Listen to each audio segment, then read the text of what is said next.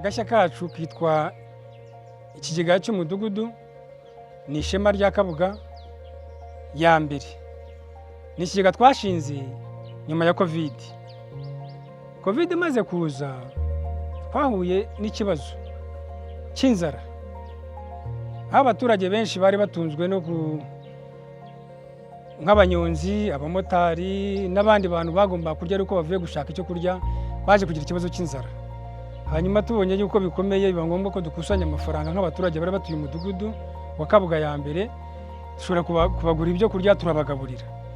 Ariko Covid irangiye nibwo nazanye igitekerezo, ndavuga ariko nubwo Covid irangiye, ejo hashobora kuza ikindi cyorezo.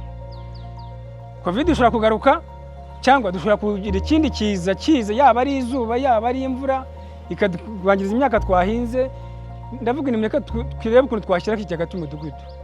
Hanyuma turavuga tuti kugira ngo dutangize ikigega cyacu, buri muturage agomba kuzana umufuka y'ibigori bihwanye n'ibiro 100, agashyiraho amafaranga 2,000.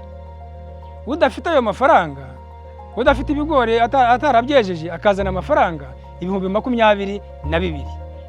Nuko twatangiye, abaturage bazana ibigori, abandi bazana amafaranga, tugura ibigori, dukodesha inzu ariyo stoka mubona hano, tutangira guhunika imyaka yacu.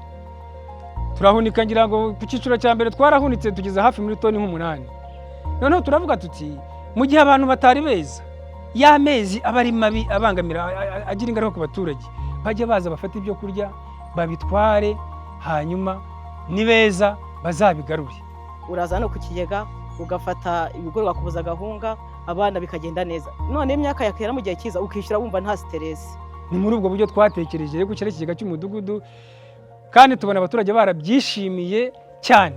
Icyo nabwira abandi bayobozi nuko nabashishikariza kureba kure, ariko cyane bakaba ari umuturage, bakita ku muturage.